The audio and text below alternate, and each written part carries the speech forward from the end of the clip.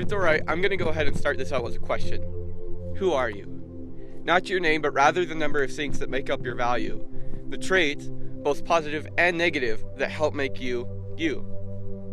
Go ahead and think that one out. I want you to come up with a list of all the things that might make you feel valued. Or maybe make you feel like you aren't. So, who are you?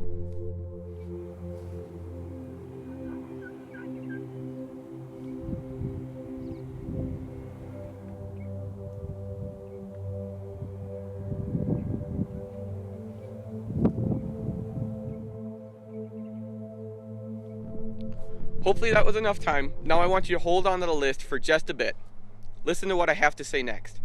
I don't know most of you, but would you believe me if I said I have a better understanding of your value than even you do? Listen to me as I list off a number of things that could potentially give you your sense of value.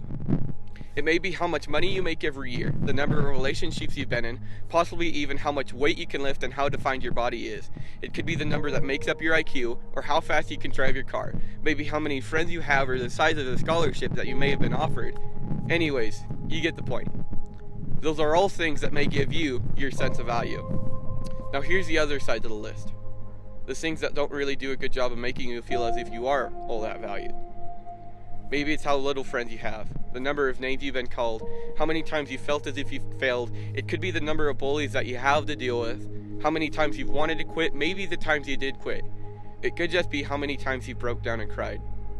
Those are things that make you feel like you really aren't valued. Now each and every one of those had one thing in common. They were all comprised of numbers, both positive and negative. For many of you, numbers and statistics like those give you your sense of value, or lack thereof. Now I have another question. Hopefully this will help identify the flaw in that system. Does 2 plus 2 equal you? Well, of course not, you're probably thinking. So why do we so often let our own value be determined by an array of numbers and statistics? In reality, it's not all that realistic. Your values can't be determined by numbers that are only superficial, but your value can be determined by the love of God, which is sacrificial and eternal. Want to know what should give you a sense of value? It's found in the first half of John 3:16. For God so loved the world that he gave his one and only Son. You were someone that Jesus, the Son, knew was worth dying for. You are someone that God longs for. You are someone that God has big plans for, because he wouldn't just send his Son to die for someone he didn't love even more. That idea may challenge some of you. You're saying, Luke, you don't understand. I've hurt so many people. I've had too many unholy thoughts. I've said one too many wrong things. I've lied far too many times. There's no way that God would look at me and consider me to be lovable, which means I can't be all that valuable. Many of you likely believe that you've already gone one step too far. You think you can't be forgiven. But in believing that, you don't realize that before you even born, God very well knew you'd make mistakes. Romans 5:8 says, for God demonstrates his own love for us in this: while we were still sinners, Christ died for us. You are wrong, because God always has and always will consider you to be lovable. You can think what you want, say anything you'd like. It doesn't change the fact that the death of Jesus proves that God will always believe that you are forgivable. You aren't the number of lies that you've said, or the number of names that you've been called. You aren't the number of tears that you have shed, or the sum of unholy thoughts and wrong temptations that have ran through your head.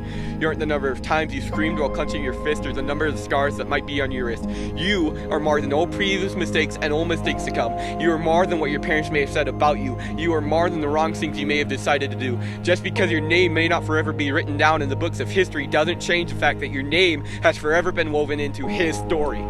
You were created by God to first off be loved by him, and to secondly love him in return. You are someone that God looked at and determined to be worth more than the life of his own Son. You are someone that Jesus knew was worth dying for. You are lovable, and most importantly, someone God created because he knew you were valuable. Now that's a sense of value which is stable and eternal. So, who are you? A masterpiece created by God so he could pour out his love upon it. The same masterpiece that Jesus looked at and wholeheartedly determined to be worth more than his own life. This is you.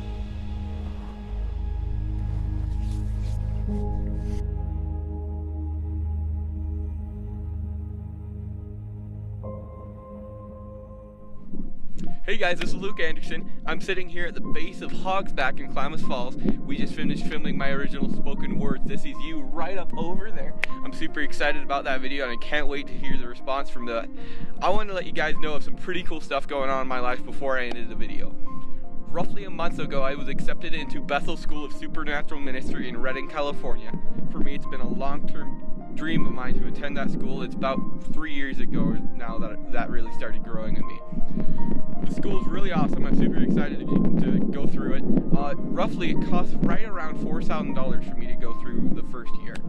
I really wanted to put out an opportunity for you guys to team up with me as I leave for school and give an opportunity as well for me to do a little bit of fundraising. Last time I released one of these spoken words videos, it had well over 5,000 views.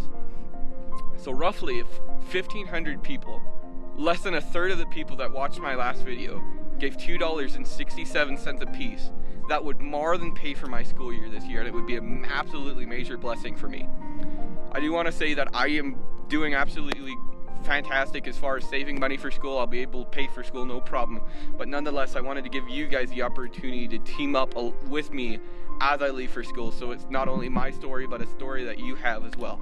Thanks for watching the video, guys. I hope you enjoyed. Have a good one.